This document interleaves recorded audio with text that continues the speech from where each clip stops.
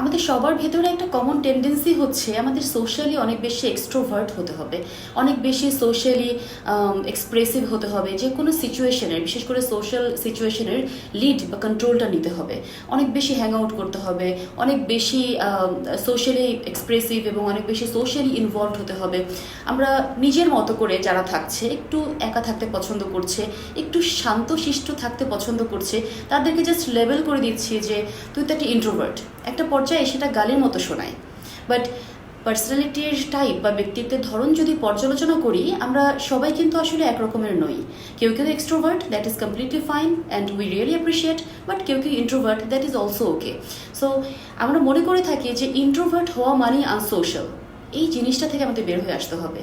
এক্সট্রোভার্টিজম, ইন্ট্রোভার্টিজম পার্সোনালিটির দুটো আলাদা টাইপ, এক একজন এক এক রকম হব। এই ডিফারেন্সটা আমরা যখন অ্যাকসেপ্ট করতে পারবো, তখন জীবনটা অনেক সহজ হয়ে যায়, সোশ্যালাইজেশনটা তখন এতটা ডিফিকাল্ট মনে হয় না।